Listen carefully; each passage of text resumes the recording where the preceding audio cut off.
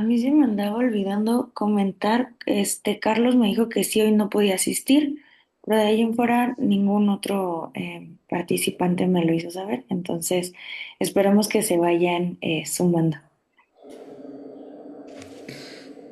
Gracias, Anita.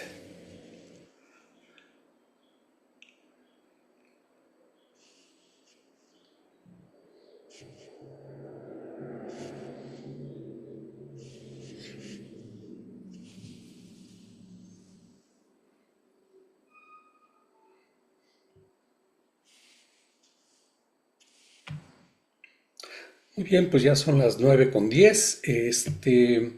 Vamos a ir comenzando con nuestros participantes. Bienvenida Miriam. Vemos que ya te sumaste y ya le habíamos dado la bienvenida a Edurne. Y pues los demás miembros del equipo que estamos acá presentes, bienvenidos todos.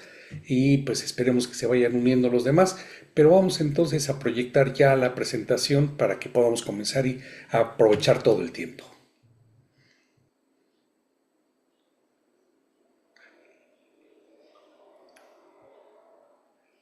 Le pedí ayuda a Jinshin porque la vez pasada experimenté demasiados problemas y la tecnología y yo como que no nos entendemos mucho.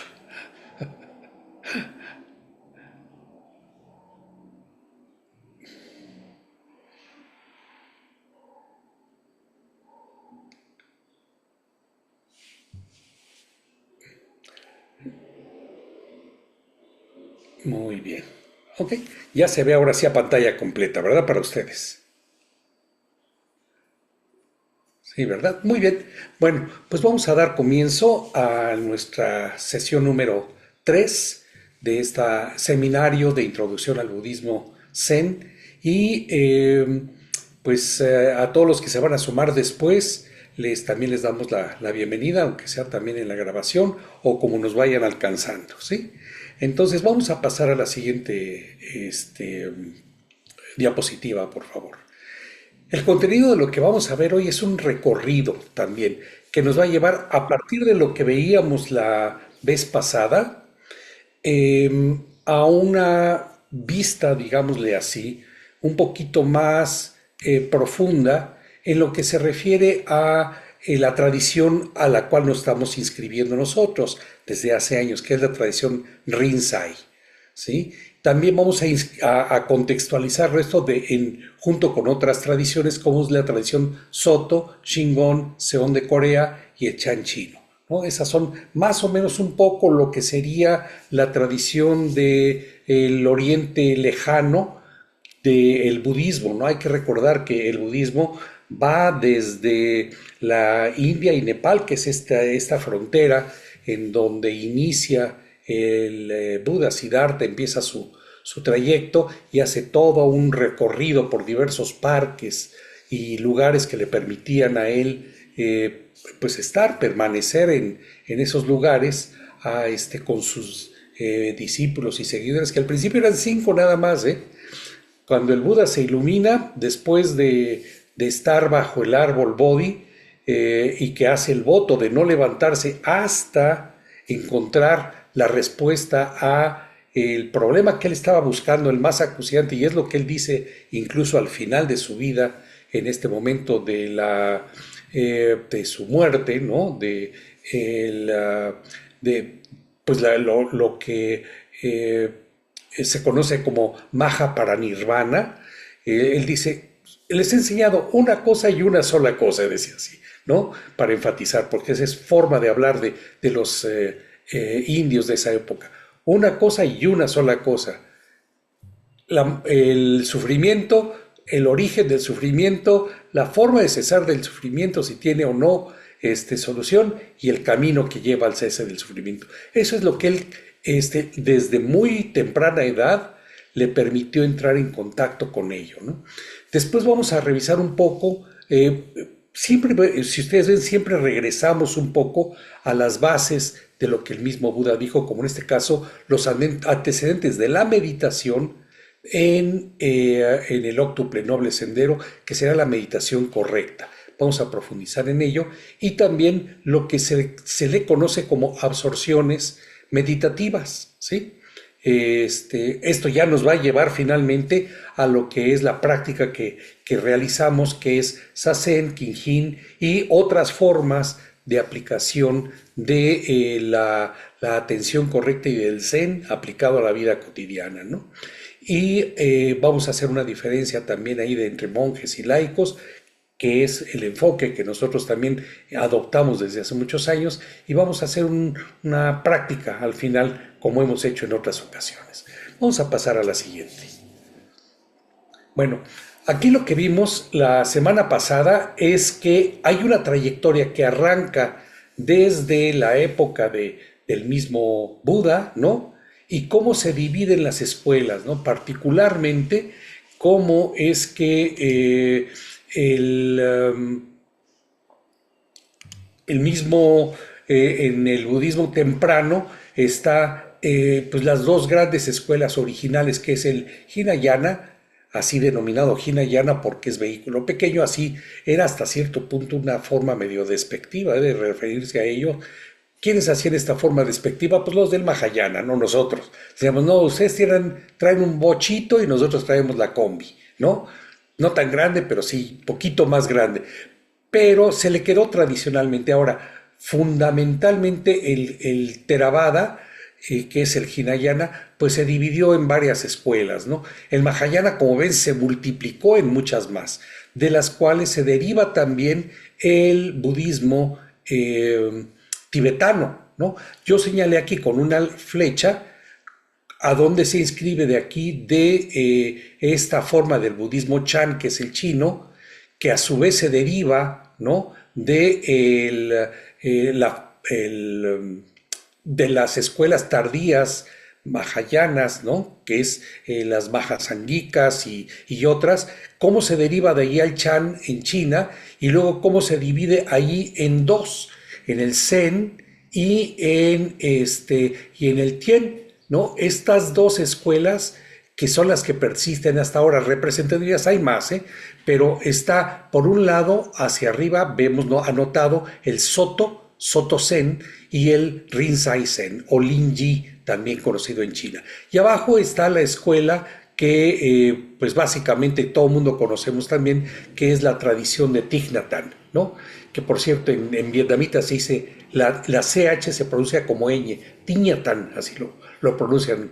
Y nosotros pues al estilo occidental decimos Tich o Tic, ¿no? O Tij, ¿no? Como a veces pronuncian algunos. Bueno, y hacia abajo ven ustedes las escuelas que hay de el budismo Nichiren, que también es una escuela importante, y también aparece por ahí la de Tierra Pura, y también está abajo el Vajrayana o el budismo tibetano, del cual curiosamente, y lo mencionamos la vez pasada, el Dalai Lama es solamente líder de una de las escuelas, de la escuela Gelug, ¿sí? Los del el sombrerito amarillo les llaman eso, Gelug significa eso, sombrero amarillo, ¿no? Y Pa, que es como dicen Gelug Pa, Pa es escuela, ¿sí?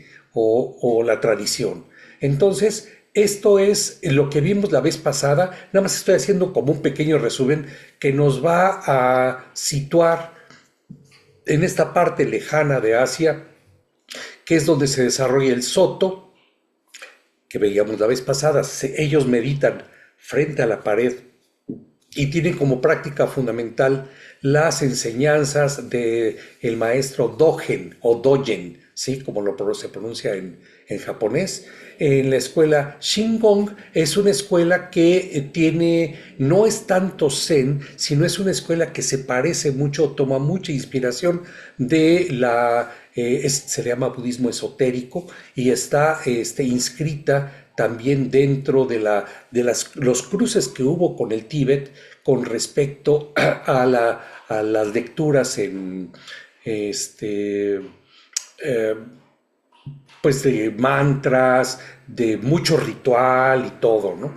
Y después está el Seon en Corea, recordemos, el de China pasa con este Bodhidharma, cruza hacia Corea, hacia el mar de China, y de ahí de Corea sube la tradición hacia Japón, y de Japón llega pues una gran influencia ya con todas las tradiciones con las que venía arrastrando toda esta sinergia del budismo hacia las escuelas fundamentalmente de Japón. Se desarrollaron muchas. En algún momento les recomiendo, y si tenemos tiempo después de que terminemos el curso, poder ver la película de Zen. Es una película japonesa que resumen de la escuela Soto, pues todo lo que sucedía allá en términos de la eh, pues de las luchas que había a veces en grupos religiosos propios de allí, y unos muy aguerridos y hasta persecuciones que hubo dentro del Japón de esa época. Y nada más quiero mencionar un par de cosas más. El Soto se consideraba pues una forma muy accesible, pero decían que el Soto era para los campesinos, precisamente porque era tan accesible, que no está tan accesible tampoco, porque meditar frente a la pared no crean que es muy, representa mucho reto también. Pero el Rinzai se decía que el Zen para los samuráis, porque requiere de mucha disciplina, mucho compromiso. Eso es de lo que se habla, ¿no? Y bueno, el Chan ha seguido desarrollándose en China, y también en Taiwán. Vamos a ver algo un poco más adelante sobre cómo está desarrollado esto en diferentes países, y también cómo se pues penetró en Tailandia, Birmania y otros lugares. Vamos a pasar a la siguiente, Jim, por favor. Bueno, aquí vemos los monjes en la Asia moderna, ¿no? Estos monjes, fundamentalmente, como decimos, ahí está Soto, vemos que están meditando frente a una pared, ¿no? Tienen inclusive, si ustedes ven, tienen una especie de tapanquito, ¿no? Una base, y abajo meten pues sus sandalias, meten, a veces hay frío, tienen que taparse, guardan todo allí, mientras que si ustedes ven en el caso del Rinzai, así se hace frente a frente en dos filas, ¿no? Dentro del dojo, dojo significa lugar de práctica, ¿no? El dojo, y el mismo monje que dirige no está sentado mirando hacia el frente, ¿no? Sino está a un lado, están todos paralelos. ¿Qué significa mirar así? En el caso de Rinzai, que cuando nosotros tenemos a otra persona frente a nosotros y saludamos, estamos saludando al potencial hacia la iluminación que tiene otra persona. Y cuando nos saluda de vuelta, con las manos en esta postura que se llama gasho, ¿no? Esto significa saludo con respecto al Buda que tengo frente a mí, ¿no? Buda en potencia, por supuesto. Y que eso nos inspira a saber que esta aproximación es una aproximación muy humanista. No es Soto lo que tenía es que enfatiza mucho la concentración, una concentración muy puntual que dice: observa la pared y no o comprométete con solo mirar ese punto durante los 30 o 50 minutos que duran cada una de sus prácticas, ¿no? Después ven ustedes allí, y me voy a saltar de Rinzai nuevamente, a Shingon. Ven ustedes que están ahí, tienen unas velitas, tienen una serie de cosas, hay mucho movimiento también, hay mucho ritualista, hay muchos temas ritualistas, fundamentalmente la práctica con unos mantras al estilo tibetano, pero cantados en japonés, ¿no? Luego está la tradición de Samusunin en Corea. Corea tiene y si ustedes ven, cambia también un poco la indumentaria. Ellos están vestidos de gris, ¿no? Soto y Rinzai es básicamente de negro, Shingon es un poco más amarillo, más ocre el color, como de tierra. Los coreanos es como gris, y abajo vemos también en gris el Zen tailandés, que hay unos templazos allá en Tailandia impresionantes, ¿no? Y está finalmente, quise poner aquí, de la tradición de Taiwán, el, uh, este, el templo Chuntai, que está en Tailandia. Este Chuntai, nada más les menciono una cosa: si nos diera tiempo hoy, me gustaría ver parte de un video que le envié también a Jim, que habla de este lugar en Taiwán, que es espectacular. Tienen extensión de terreno que en términos reales es superior a el Vaticano. Es decir, es muy amplio, tienen un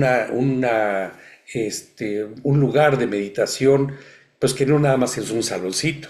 Si lo vieran ustedes, tienen como 7 pisos y en cada piso hay un lugar para meditar. Tienen un salón que le llaman el Salón de los Mil Budas, ¿no? Y tienen un gran Buda y luego Budas pequeños, pequeños me refiero como de este tamaño, ¿no? Situados en todas las paredes. Tienen un salón que es enorme también, que relata la vida del Buda. El área de preparación de comida la tienen como para, pues, mínimamente 500 personas. Y tienen un flujo constante de personas. Los de Chungtai tienen mucho dinero. Hay una razón, son financiados por el gobierno tailandés, bueno, chino de Taiwán, y esto les permite tener mucha solvencia y a su vez ellos, fíjense, tienen escuela primaria, secundaria y estudios superiores, y tienen hasta un campo de golf, ¿no? Para los que vayan a practicar por allá. Y reciben con muy amablemente reciben a miembros de todas las tradiciones y hacen encuentros mundiales como congresos, etcétera, ¿no? Chuntai. Lo vamos a ver un poco después si nos da tiempo al final del cierre de la sesión. Ok, vamos a pasar a la siguiente. Bueno, aquí vamos a ver nuevamente esto que es la meditación correcta. En algunas tradiciones dicen que es perfecta. Bueno, la forma de traducir eh, sama es la palabra que se utiliza para cada una de estas énfasis, ¿no? Como es la visión, el pensamiento, el habla, la acción, el medio de vida, el esfuerzo, la atención y la concentración, es sama, ¿no? Como samadhi, ¿no? Que es precisamente la atención o comprensión, visión correcta, que es con lo que comienza samadhi, ¿no? Y también se traduce como plenitud, como coherencia, como perfección o como el ideal, ¿no? ¿Es la forma ideal o es la forma coherente o es la forma plena de realizar cada uno de estos elementos del octuple noble sendero, que como sabemos es la cuarta noble verdad, ¿no? Del Buda? Ahora, esto se puede resumir en estos 3 elementos, que es sabiduría, ética o virtud y entrenamiento de la mente, que es el samadhi, ¿no? En Pali es praña o paña, es sila y samadhi, ¿sí? Entonces, la primera, que es sabiduría, tiene que ver con precisamente la visión o comprensión correcta de las cosas. ¿A qué se refiere esto?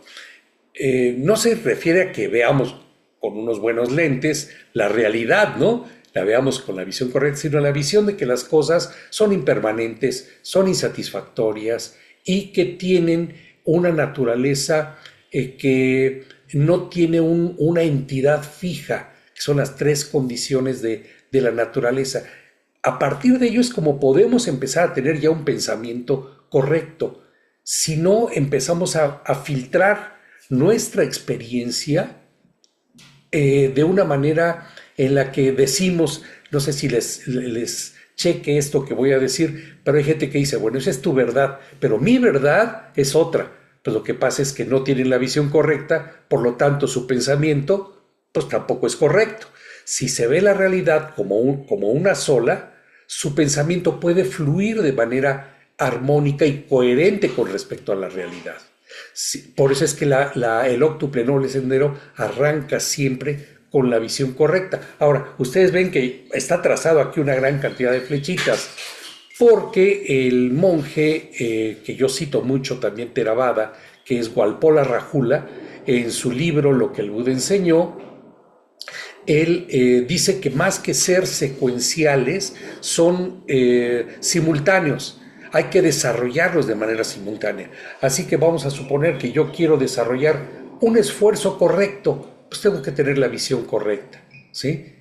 Y no puedo tener la acción correcta sin la habla correcta. Y no tengo habla correcta si no tengo concentración correcta, ¿sí? Son simultáneas, se sinergizan entre todas. Bueno, entonces vamos a seguir con esto, con la parte de la conducta ética, ¿sí? O la virtud, como también se le llama. Entonces está el habla correcta, que es vasha. Luego está la actuación correcta, el karmanta. Y el medio de vida correcto, que es ajívako, ¿sí? Esto que corresponde a Sila es como la base que a veces unas escuelas enfatizan más, que uno tiene que empezar a comportarse de manera ética para que pueda desarrollar sabiduría, y al final está el entrenamiento de la mente. En el caso de nosotros comenzamos más con el entrenamiento directo de la mente, educar la mente, porque sin ello no podemos obtener la visión correcta. ¿Sí? Nosotros empezamos por el samadhi, que es esfuerzo correcto al momento de estar sentados, es smriti y sati, ¿no? Que es donde viene la observación, ¿no? Acuérdense, anapana sati o sati patana es este punto que es la atención correcta o la conciencia del momento de manera correcta, y el samadhi es la absorción o la concentración o meditación correcta, ¿sí? Entonces, si esto, que fue lo que el Buda empezó a hacer primero, ¿eh? El Buda, cuando se sentó bajo el árbol Bodhi, ¿qué enfatizó él? Dice, me voy a sentar aquí con una visión intermedia, ¿no? No de ser demasiado riguroso como lo hacía con las prácticas yoguísticas, ni caer en la indulgencia por el otro lado, sino decir, con esta visión media me voy a quedar sentado y desarrollando también un amor compasivo para sí mismo y para los demás, para tratar de encontrar la respuesta al sufrimiento humano. Y por eso es que empieza por la meditación, y él ya había desarrollado con esto una serie de absorciones meditativas que le permitían penetrar más rápidamente en su mente. Después de esto es como él obtuvo la sabiduría, y como resultado de la sabiduría empezó a ver lo lógico que era la conducta correcta, como era el hablar de manera correcta, es decir, no hacer un habla injuriosa, no decir mentiras, hablar con un habla amable que fuera constructiva, etcétera, ¿no? El actuar, ¿no? Esta forma de acción correcta tiene que ver con, pues, lo que hacemos todos los días, ¿no? Se dice que una persona es lo suficientemente ética cuando hace lo correcto cuando nadie la ve, ¿no? Porque hacer lo correcto cuando nos ven, pues es exhibicionismo, ¿no? Y nosotros nos comportamos bien, ¿no? Pretendemos comportarnos bien, pero para nosotros, para que sea un bien para nosotros mismos, nos haga bien a nosotros, ¿sí? Y luego el medio de vida correcto. Todos tenemos, sobre todo siendo laicos, tenemos que trabajar para vivir. Y este trabajar para vivir, pues tenemos que elegir lo que sea lo más congruente para no dañar a otros, ¿sí? Fíjense que hay una parte de esto que dentro de los preceptos budistas, los 5 preceptos budistas, ¿no? Que 3 son para observar y desarrollar bien nuestro cuerpo, uno para el habla y uno para la mente, ¿no? Uno de ellos que me llama mucho la atención y lo relaciono con esto es el de la sexualidad. El de la sexualidad dice, me abstengo de una conducta sexual que me haga daño a mí, así fíjese, comienza, que me haga daño a mí y que ponga en peligro y dañe a otros, ¿sí? Porque lo que busca ese precepto es que mi mente esté libre de cualquier tipo de problema que me pueda acarrear problemas a mí y eventualmente también a otros, ¿no? Y como cuáles serían esos tipos de problemas, pues la violación, el adulterio, forzar a conductas sexuales que otra gente no quiere, etcétera, ¿no? Con eso no está incluido ningún otro tipo de práctica como podría ser la homosexualidad, el lesbianismo. Eso es una decisión absolutamente personal. Es más, si le preguntaban al Buda, le daba exactamente lo mismo. Pues eso es cada quien, ¿no?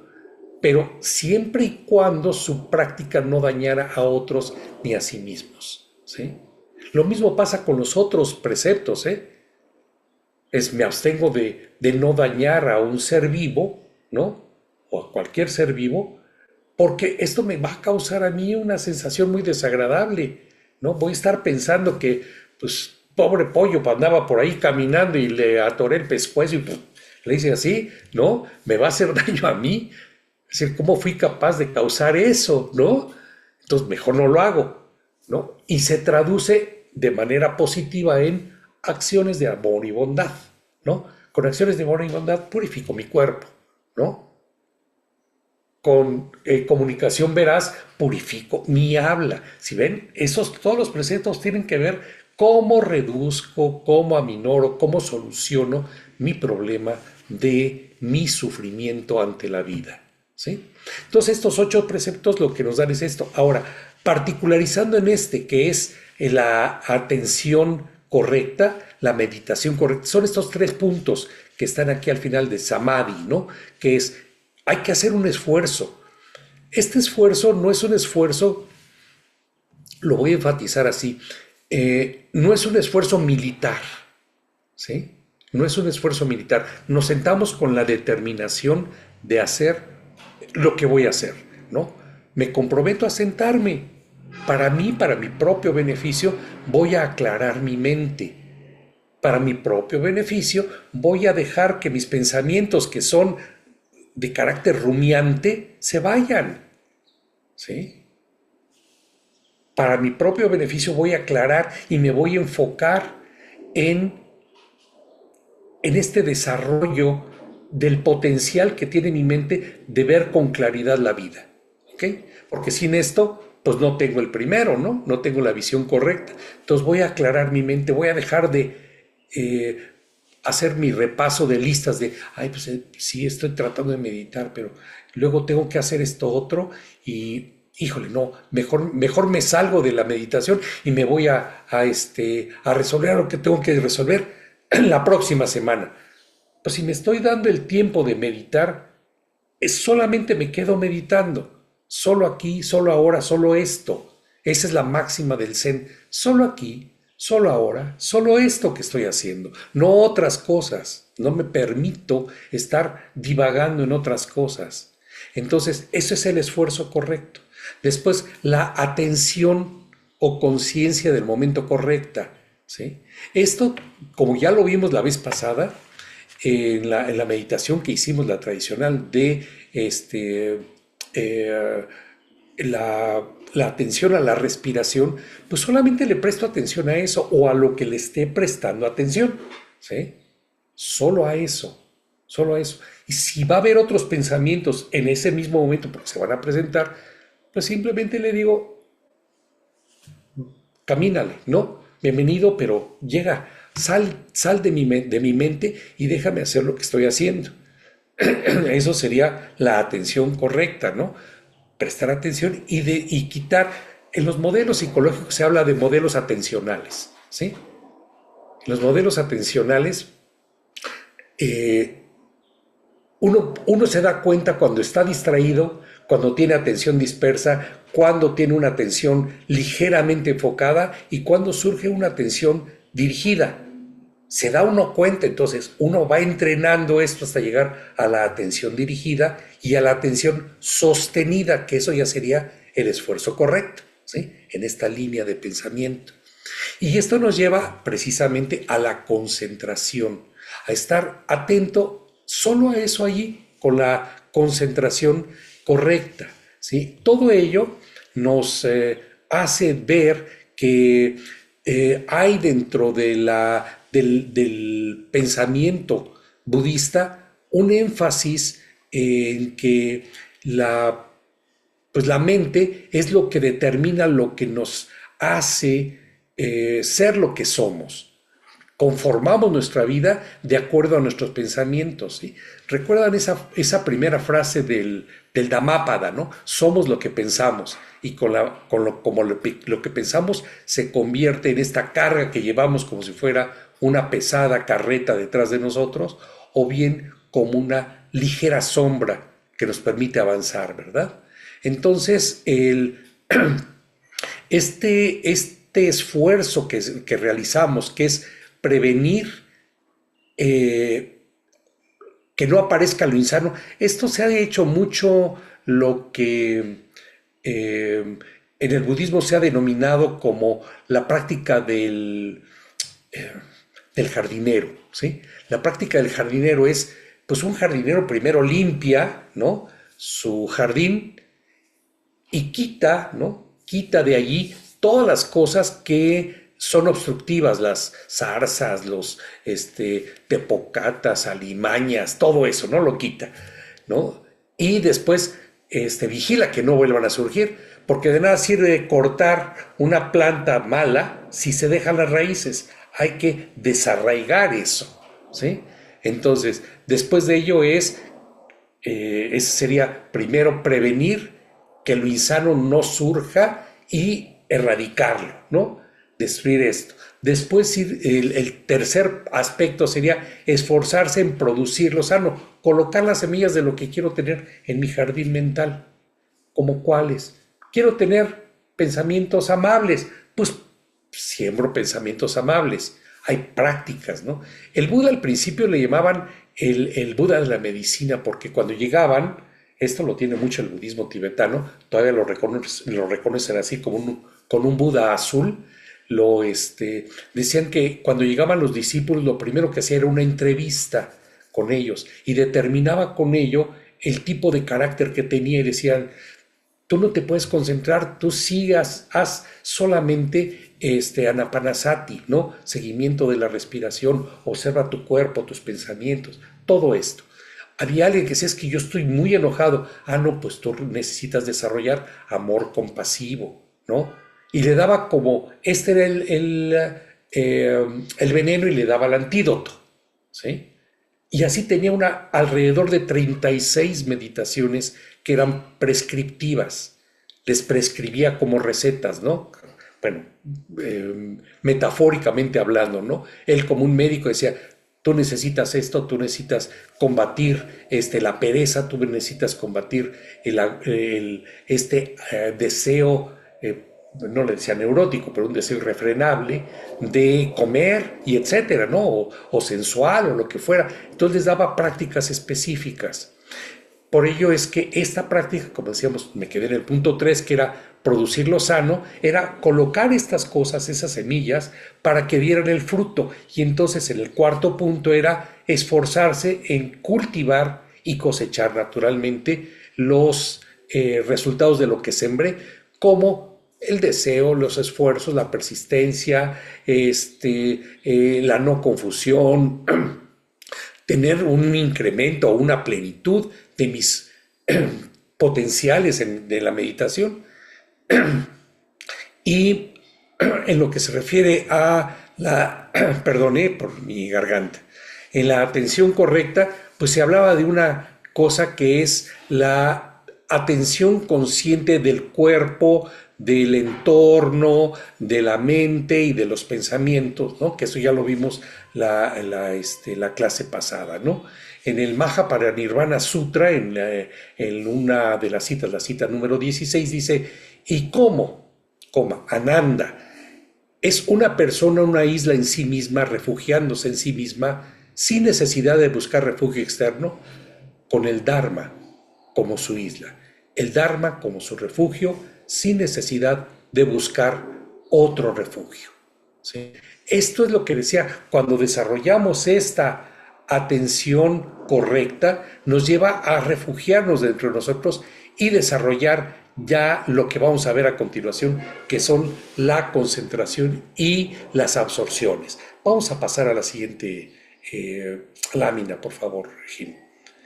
Las absorciones meditativas se han colocado como en dos partes. La rupayana o dhyana, ¿sí? Y las arrupayanas. Las dividí así en dos para que ustedes vean. Las primeras parecen como constructivas, como una escalerita. Y las otras son más mentales. Son como ya unos logros mentales, ¿sí? Vamos a pasar a la siguiente lámina para decir, aquí están descritas, ¿no? Yo no necesario que la lean, yo las voy a explicar. Las rupayanas son de esta manera. es el primero, la primera yana. Yana, fíjense, es muy interesante. La palabra yana o concentración correcta es de donde viene la palabra, se deriva a la palabra diana, y de diana se deriva a la palabra chan, y de chan a zen, ¿sí? Eso es lo que enfatiza en la práctica del zen, la concentración que nos puede llevar a estas percataciones, a estas realizaciones. Entonces, la primera yana es distanciándonos de la sensualidad hacia tener una percepción o una experiencia. Es decir, cuando una persona empieza a experimentar la primera llana, en esta sensación empieza a sentir una especie de éxtasis, que se le llama piti, ¿no?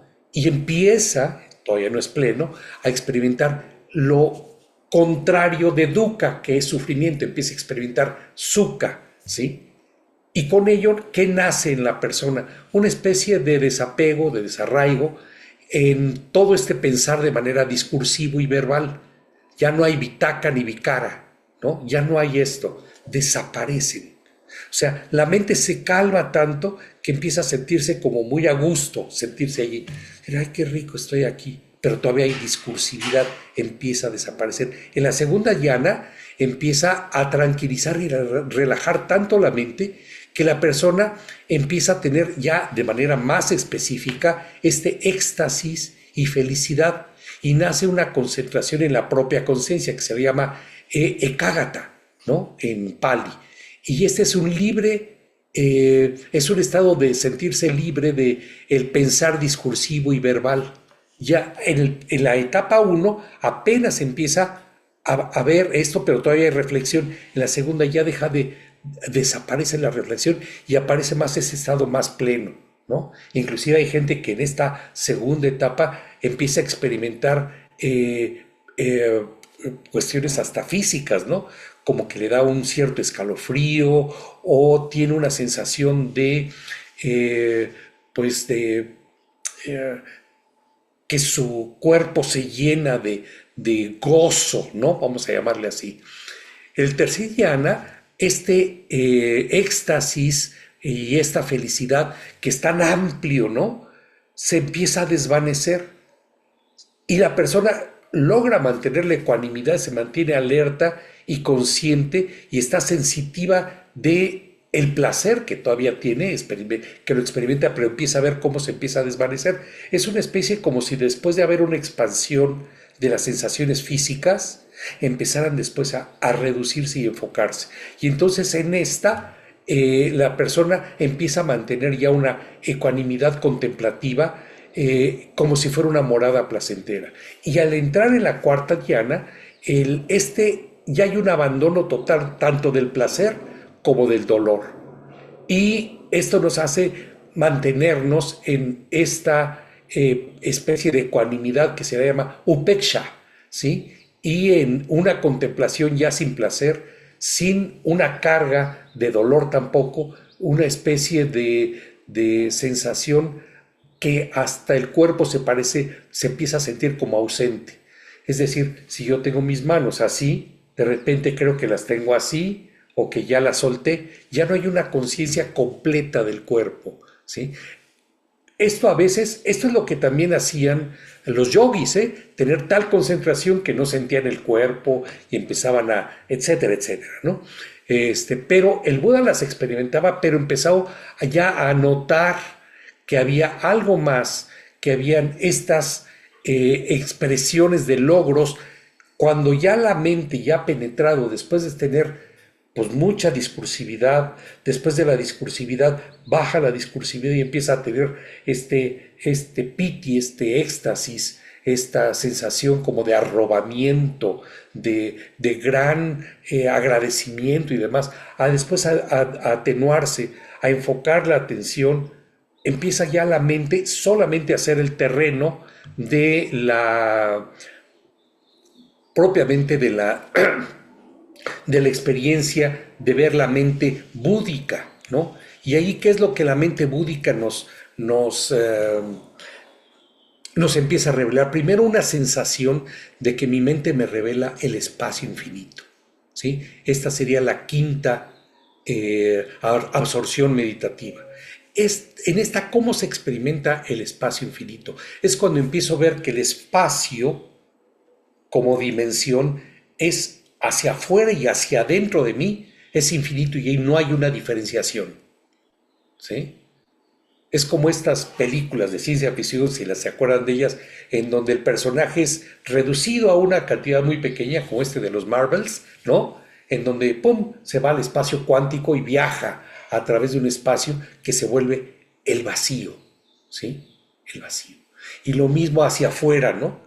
Puede crecer tanto que la experiencia es una experiencia de que el espacio es infinito y por lo tanto las posibilidades del espacio y de la vacuidad son infinitas en términos de lo que el mismo concepto de vacuidad implica, que es garba, que es el vientre de las posibilidades de existencia.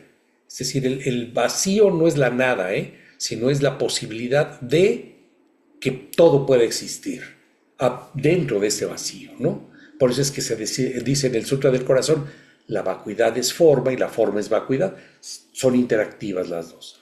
Bueno, y después viene otro siguiente logro mental en la sexta absorción, que es la conciencia infinita. Esta conciencia infinita nos lleva a ver que mi conciencia no se refiere solamente a mi cuerpo, ¿sí? No se refiere solamente a mis percepciones, sino que es común a todos los seres vivos que existen en todos los niveles de existencia que hay a través del universo, dado que el espacio infinito, todos aquellos que viven en el espacio tienen esta capacidad de conciencia infinita. Y también de la nada infinita. Aquí sí hay un concepto de nada que es, pero es un concepto también más filosófico, que no hay nada que permanezca. ¿Sí? Es lo que se refiere, que todas las cosas son a su vez impermanentes y no tienen una naturaleza fija y que esto es algo que está en constante movimiento. Por lo tanto, nada permanece, nada es ni no es, sino que está en constante movimiento. Y finalmente, la última que es en donde ya mi mente se vuelve solo mente, ¿no? Ya no hay ni pensamientos, ni sensaciones físicas, ni placer, ni discursividad, ni nada. Hay darme cuenta de que ya no hay ni percepción ni no percepción, sino la extinción de la sensación y la cesación, que si ustedes se acuerdan, el Buda hablaba que el sufrimiento puede cesar en la tercera noble verdad. ¿Sí? Y a esto se refería, al tener la percatación de que las cosas pueden cesar, con ello también puede cesar el sufrimiento. Por ello también en el Sutra del Corazón se habla de que no hay ya ni camino, ni cese, ni hay ni percepción, ni nada más cosas. Hay varias partes de estas lecturas en donde nos lleva a esta realización de qué es lo que pasa en nuestra mente cuando esto sucede. Ahora, para alcanzar todo esto, pues se requiere compromiso, se requiere entrenamiento, se requiere reconocimiento de las vías que van en mi mente y en mi corazón para llegar a ello. Vamos a pasar a la siguiente. Los tipos básicos de meditación que se han desarrollado a lo largo de la historia están, al principio tenemos shamatha, ¿verdad? Y está vipassana por el otro lado, que son los que desarrolló el Buda en su momento, que shamatha lo que desarrolla es tranquilidad y unificación de esto, de lo que decíamos en el óctuple noble sendero, ¿no? De los elementos de la concentración, la atención la ética, todo esto, ¿no?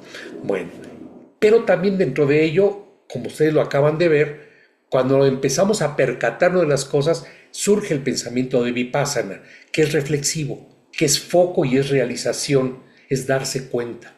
Entonces, ¿qué es lo que se hizo con la meditación Vipassana? Era colocar elementos de reflexión para poder aclarar la mente. De este surge después otra escuela que es la escuela Yogacara y la escuela Madhyamaka. Estas dos escuelas todavía entran dentro de la estructura de pensamiento del Theravada, pero ya empiezan a hacer un énfasis, vamos a ponerlo así, más fino desde el punto de vista eh, filosófico y reflexivo, que están enmarcados en el Abhidharma.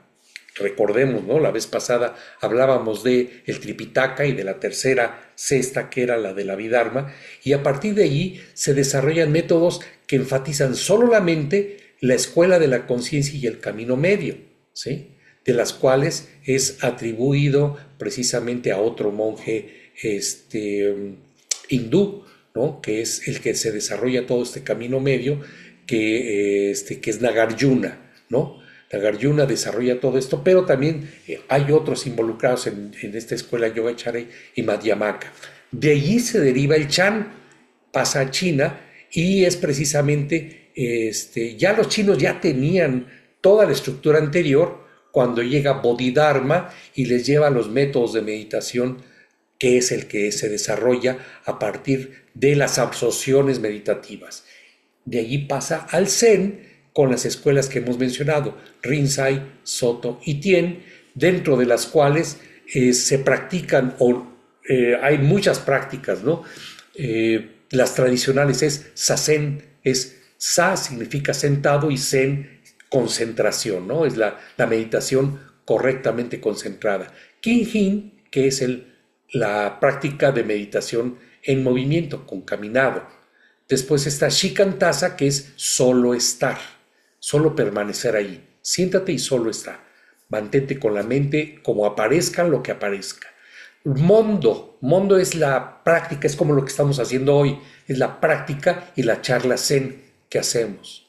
Samu significa trabajo, es trabajar con lo que, trabajar la atención en lo que hace uno de manera cotidiana. Como decíamos, cuando lavas tus trastes, lávalas con atención, eso es Samu, ¿sí? Cuando estás cocinando, hazlo con atención. Por eso, fíjense, hay otra cosa que hemos comentado también en el grupo, el segundo puesto en los monasterios más importante de Asia era el del cocinero. Primero el abad y luego el cocinero, porque el cocinero tenía que practicar el zen dentro de lo que estaba haciendo para beneficio de otros.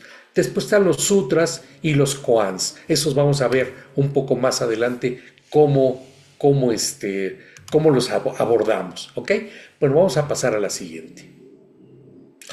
Aquí están las prácticas, ¿no? Zazen, como decíamos, lo hacemos sentados, nuestras manos colocadas en esta postura, a la altura, colocando las manos sobre las piernas y llevando nuestra atención mental ahí. Kinhin es como ven ustedes en la siguiente fotografía, que están caminando y llevan una mano aquí, generalmente se sujeta el pulgar con esta mano y está aquí, y se llevan los brazos en esta postura a la altura del esternón. Y se va caminando con una cadencia específica, ¿no? Medios pasos, es decir, a la altura de cada pie va el otro. Es inhalo, coloco el talón y exhalo cuando llega. Inhalo y exhalo. Inhalo y exhalo. Ese es Kinhin. Después está Samu. Ahí ven a una persona trabajando, arreglando el salón. Se barre, se prepara comida, etc. Y Mondo es esta charla que se hace como la que estamos haciendo el día de hoy. Y es muy amplio también todo esto. Hay otra serie de prácticas. Ikebana, ¿no? Que es el arreglo de las flores, ¿no? Las prácticas que tienen que ver con las charlas en grupo, en pequeños grupos, etcétera. Hay muchas formas en que el Zen ha penetrado en la cultura, ¿no? Sobre todo en Japón y en China, ¿sí? Vamos a pasar a la siguiente. Una de las cosas que tiene el Zen es el énfasis en la figura del Bodhisattva, y si vemos atrás está ilustrada aquí un Bodhisattva que es Avalokiteshvara. Avalokiteshvara o el Señor que mira hacia abajo a los seres que sufren y tiene todas las manos alrededor de él. Esas manos, cada una de ellas es una expresión de la forma en que la compasión se hace efectiva, no que se hace solamente meditativa, de que te vaya bien, que seas feliz, que te vaya, que tengas suerte, no.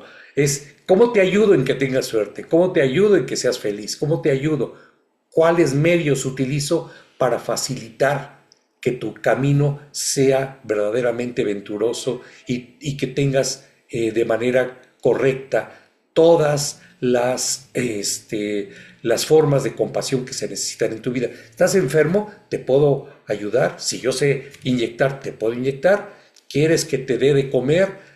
¿Quieres que te lleve al seguro social? ¿Qué quieres que haga? ¿No? O sea, no es nada más desear, sino efectuar, ¿no?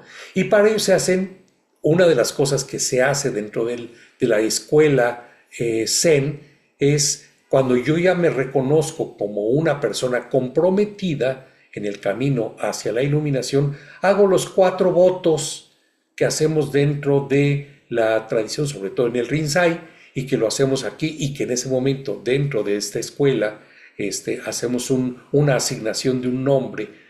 El primero es el voto de ayudar a los seres sensibles a que se libren del sufrimiento. El segundo es aprender todas las formas de cómo librarnos de las pasiones obstructivas. El tercero de ellos tiene que ver con la manera en que voy a efectuar esto, y la cuarta es cómo alcanzo, ¿no? Los estados de iluminación, que son el terreno del Buda, ¿no? Esto entraremos en una explicación más profunda en otro momento. Después están las Brahma Viharas, que esas son comunes tanto en la tradición Theravada, en la tradición Mahayana en general, en la práctica del el budismo tibetano y del Zen también, que es los 4 énfasis, ¿no? Que son precisamente el amor compasivo, bueno, el amor incondicional, la compasión, la alegría empática y la ecuanimidad. Y los 6 paramitas, las 6 paramitas se les llama perfecciones también, que son perfecciono mi ética, mi generosidad, la paciencia, el entusiasmo que hago al momento de estar practicando, la concentración y la sabiduría. ¿Sí? Estas son como niveles un poquito de mayor profundidad en hacer toda esta práctica.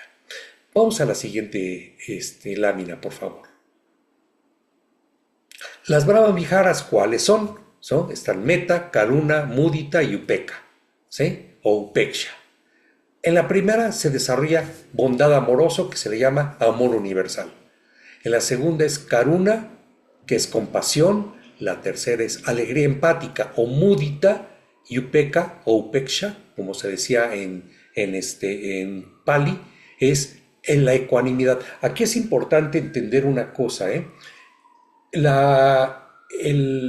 amor incondicional, la compasión y la alegría, si están desbordadas al momento de hacer la meditación, se pueden convertir en algo que no es tan favorable.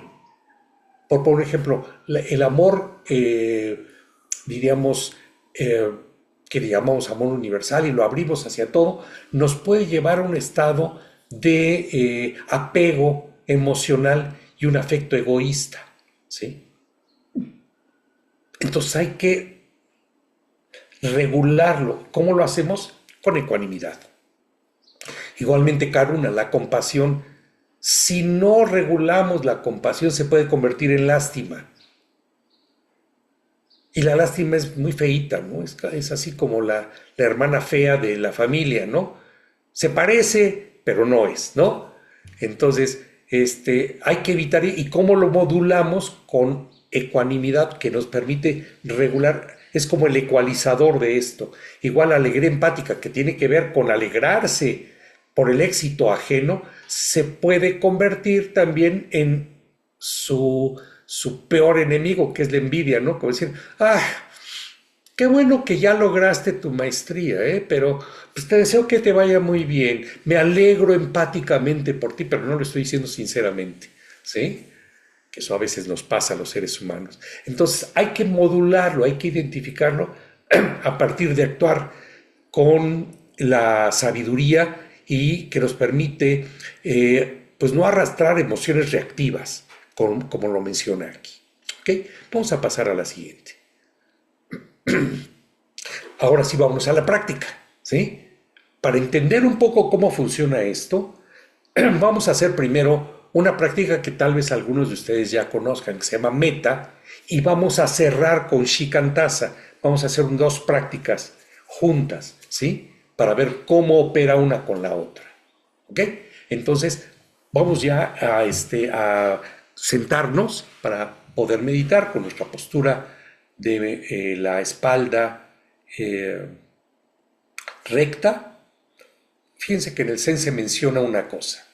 Se dice ojos paralelos a los hombros y la nariz apuntando al ombligo, mientras mantengo el mudra de la atención, el mudra del dhyana o yana.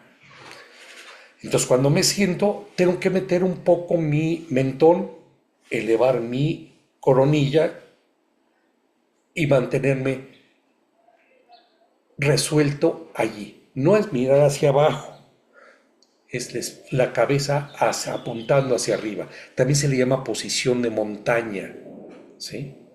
¿Ok? Bueno, entonces vamos primero acá a nuestra postura.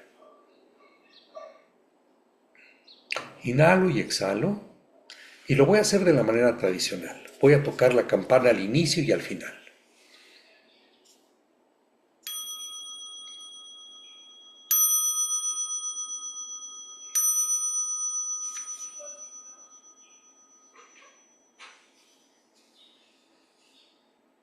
Metta Bhavana, desarrollo de amor incondicional.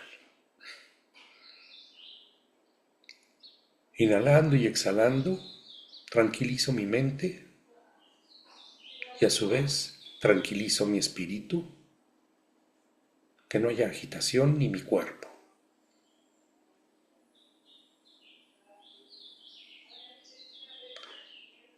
Y localizo en mí aquellas cosas que a mi parecer me hacen una persona amable, considerada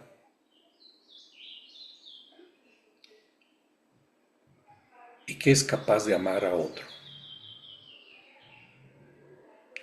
Y me dedico estos pensamientos, que como todos los seres esté yo bien, que pueda alcanzar un estado de tranquilidad y sabiduría que me traigan felicidad, que esté bien, que sea feliz y que a su vez me lleven a estar libre del sufrimiento, de los pensamientos obstructivos.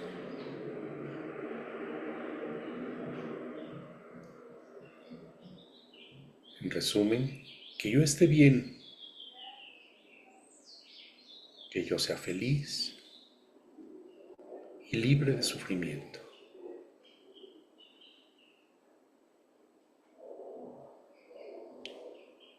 que con ello pueda yo progresar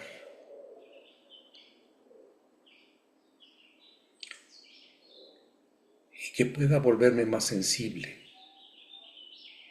a mis necesidades,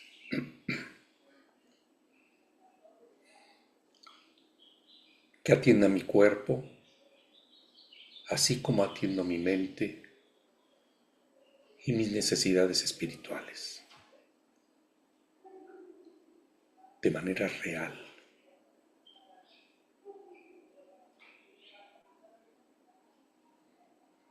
Es decir, que pueda yo alimentarme sanamente, que cuide mi salud,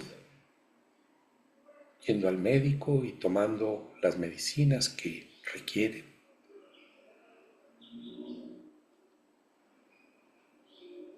que pueda yo hacer ejercicio, dormir lo suficiente, tomar suficiente agua, porque esa es la forma de decirme que yo esté bien, sea feliz y libre de sufrimiento,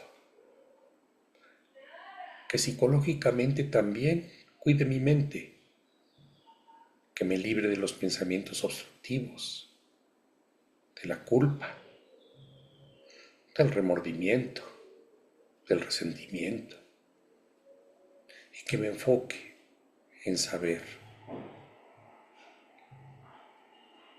que mis pensamientos me producen bienestar para ser feliz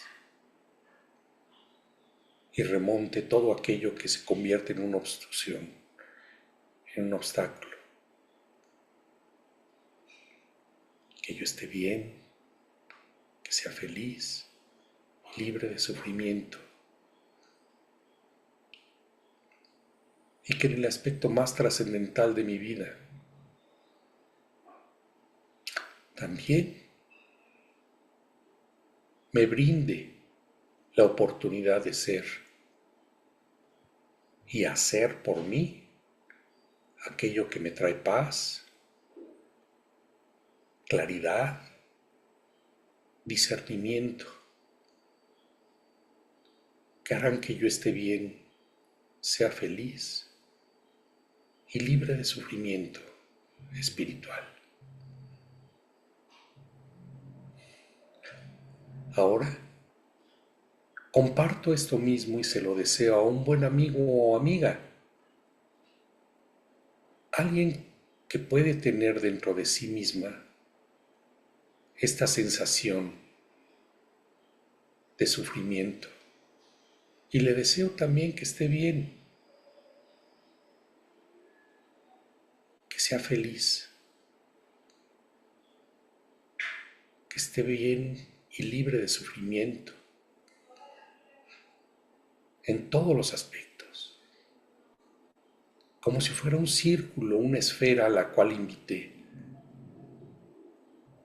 Se sienta junto a mí o frente a mí y le puedo sonreír con el corazón. Y le digo, amiga o amigo, que estés bien, que seas feliz, que progreses, que puedas encontrar la solución a tus problemas, para que tu mente esté tranquila y enfocada.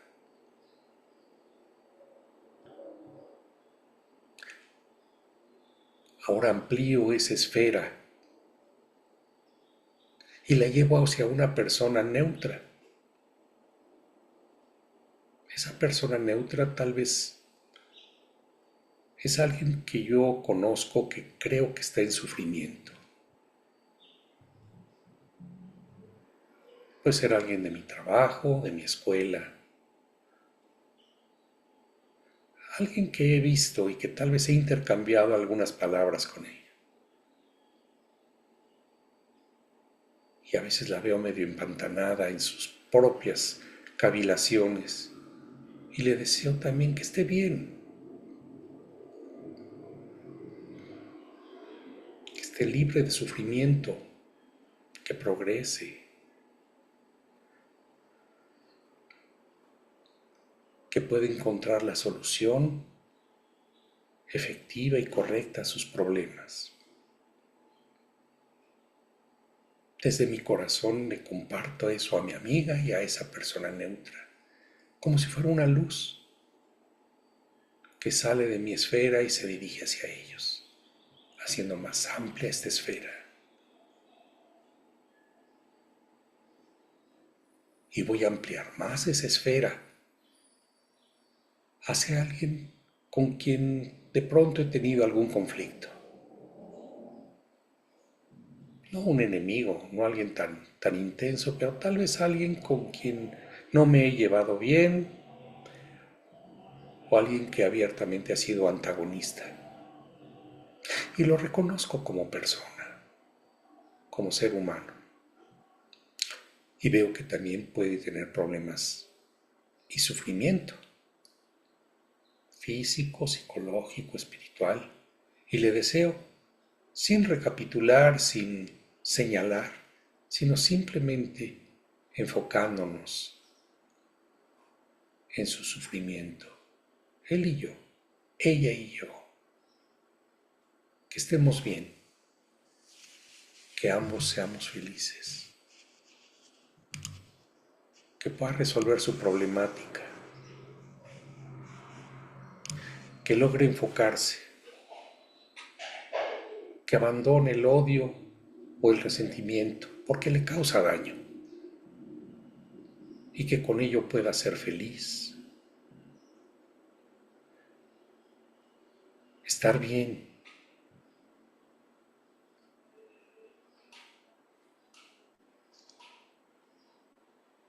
Aquí y ahora.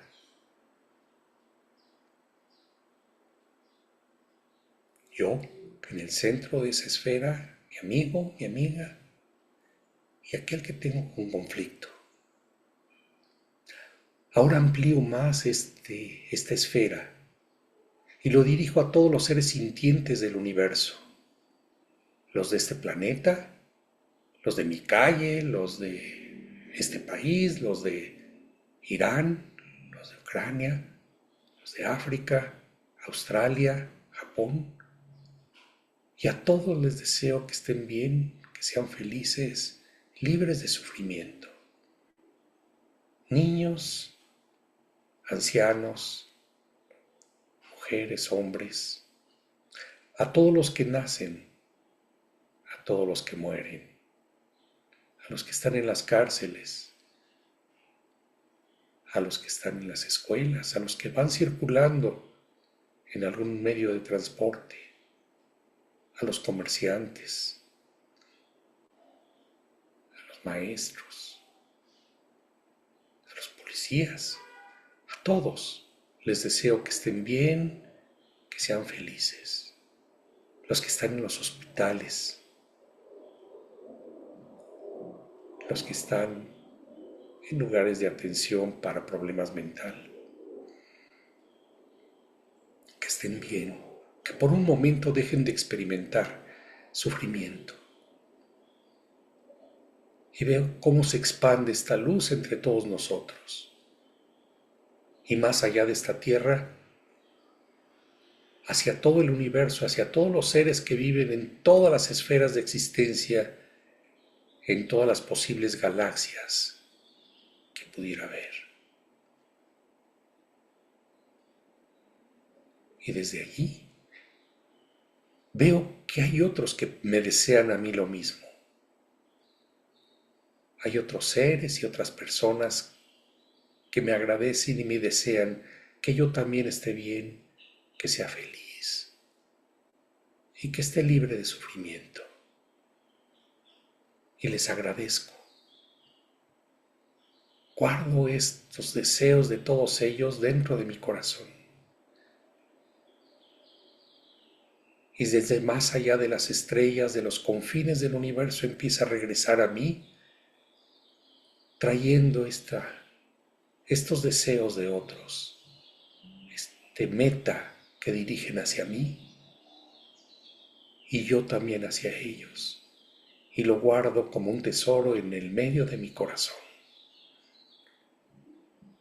Se va cerrando la esfera hasta que queda como una pequeña esfera de luz dentro de mi corazón, con profundo agradecimiento.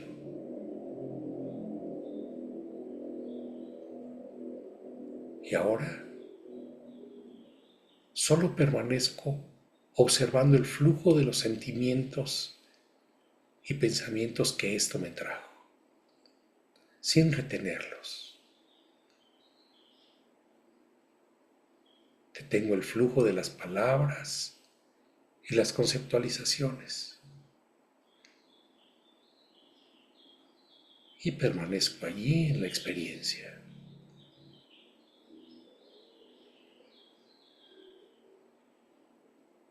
la sensación que deja esto en mí,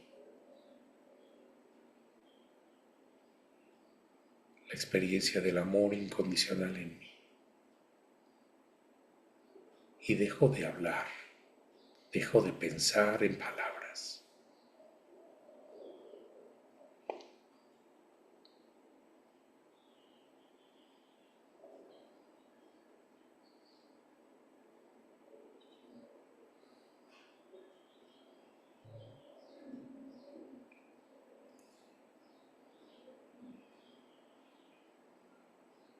Experimento el silencio mental.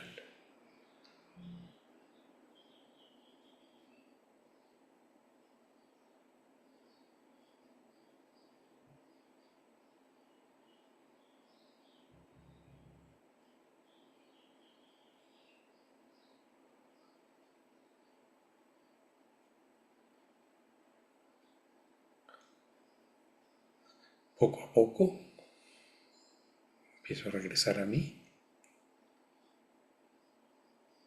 manteniendo el sentimiento de agradecimiento y la sensación del silencio mental.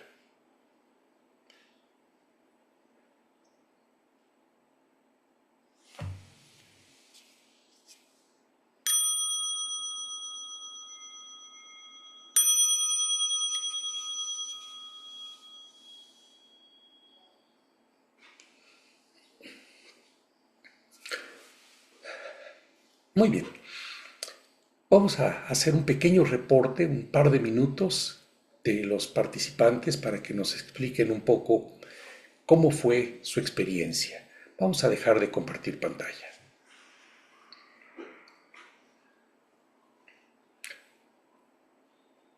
Voy a comenzar por Miriam, que la tengo acá de este lado.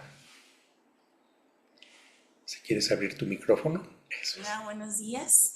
Buenos Me costó días. un poquito de trabajo conectarme hace rato. Una disculpa si los estaba escuchando, pero no tenía la cámara. ¿Cómo me siento? Pues tranquila. Yo creo que este es el momento que más he estado esperando de toda la semana. Entonces, con este aprendizaje, obviamente sí me cuesta trabajo. Tuve una muy mala noche, entonces así como que, ay Dios, ¿dónde ando? ¿Cómo estoy? Pero sí llega un momento en como que sí te dejas a un lado todos los ruidos externos y estás aquí en el aula. Me, me costaba un poquito de trabajo, pero a la mitad de la meditación me quedé. El problema es que un teléfono sonó y eso me desconcentró después totalmente y dije, no, no, hay que apagar todo porque este es mi momento. Entonces, pero me sentí bien, me sentí bien. Muchas gracias. Muchas gracias. Edur, Hoy decidí no meditar en banco, sino meditar con Safu y pues curiosamente mantuve muy bien la postura, me sentí muy cómoda y pude tener las dos rodillas en el piso. La práctica, bueno, eso, mi postura pues me ayuda mucho a la práctica, ¿no? Porque mientras más heroica se mantenga, siento yo, menos temas voy a andar pensando de que si la rodilla, la espalda o así, ¿no? Me sentí muy bien porque siento que me pude concentrar en un punto, aunque mi tendencia me llevó a cerrar los ojos, pero después me acordé de, no, aquí es zen, hay que abrirlos y ya los abrí. Y o aquí también me anda acompañando el gatito del otro día y hoy no le hice caso al gatito, hoy sí me mantuve y me sentí muy contenta después de practicar Metabábana. Muchas gracias. muy bien, muchas gracias. Eh, tenemos por ahí nuevamente a Anira, que no es Anira, es como no hemos cambiado ahí el nombre, de repente no me... Sí, Sí, no se preocupe. sí. Eh, a mí me recordó bastante a una práctica de budismo tibetano que le llaman Tonglen, que es de Ah, dar, exacto. un poquito de nuestra felicidad y recibir el sufrimiento de los demás. Pero lo que me gustó bastante de esta práctica fue la visualización, porque eso me ayudó mucho, eso de visualizar una esfera que nos envuelve a nosotros y que esa esfera se convierte como en un rayo que va a parar a la esfera de la otra persona y cómo esta esfera de luz puede, de luz, de felicidad, de lo que uno quiera irradiar, puede ayudar y beneficiar a los demás. Con esa visualización como que la hizo un poquito más empática y eso me ayuda bastante. Muy bien, pues muchas gracias. Jackie, ¿cómo te fue? Bueno, esta es una de las prácticas que más me gusta en particular, porque a mí en lo particular me despierta o me abona a la compasión y me ayuda a recolocar la atención en lo esencial y no en mis opiniones o mis me gustas o no me gusta de la interrelación con las personas. Entonces, recoloqué muchas cosas, muchas personas, pero más bien mi mirada eso esencial. Gracias. Muchas gracias, muchas gracias. A ver, equipo, ¿cómo le fue? A ver, Mitsuki, ¿cómo te fue hoy? Y me fue muy bien. Me gusta mucho esta meditación de amor incondicional, reflexionando cómo eh, empieza por uno, siempre empiezas por ti mismo, ¿no? Para poder expandirlo a, a alguien cercano, a todos los seres sintientes y luego al universo. Entonces, cuando dijiste que en otras esferas había alguien, algo también eh, deseando mi bienestar, me sacó una sonrisa, ¿no? O sea, pensar que esto es inconmensurable, ¿no? Este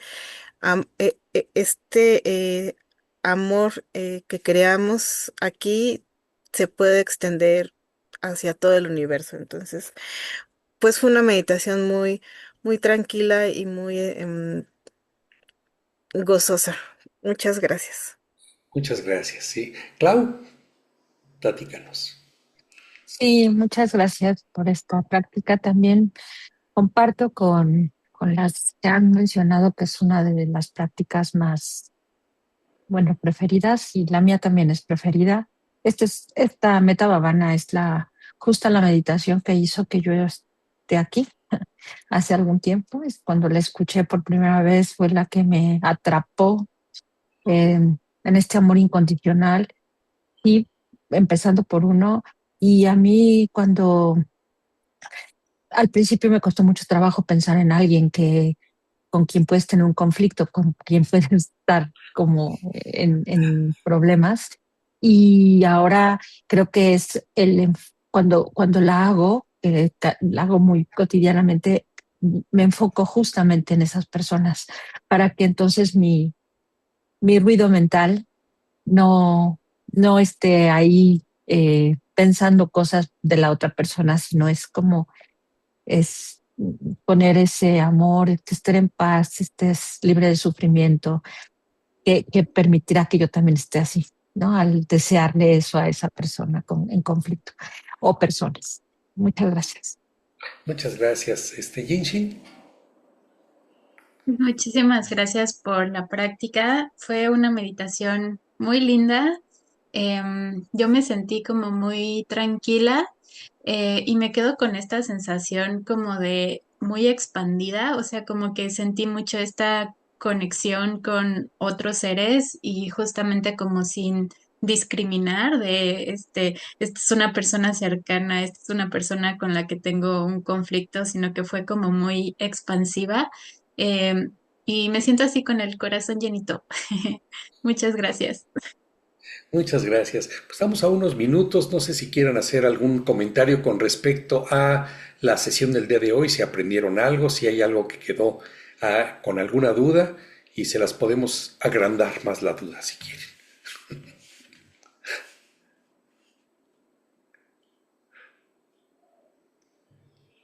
Como a veces digo en plan de broma, y llegamos a la sección de preguntas evasivas de mi parte, ¿no? Bueno, entonces veo que quedó muy claro todo, ¿verdad? Qué bueno. Bueno, la grabación va a estar disponible para los que nos quieran ver después y si no, pues estamos terminando perfectamente en tiempo en este momento. Les agradezco a todas y a todos los que están aquí, a los que nos van a ver posteriormente. Y como siempre hacemos, pues al final nos despedimos con las manos juntas frente a nosotros en gacho y reconocemos frente a los que frente a nosotros tienen el potencial hacia la iluminación. El Buda que está en mí saluda con respecto al Buda que tengo frente a mí. Gacho. Gacho. Y nada más recordarles también que el próximo sábado es descanso, entonces no hay seminario, vamos a retomar hasta la siguiente semana. Y cualquier cosa estamos en contacto. Muchísimas gracias.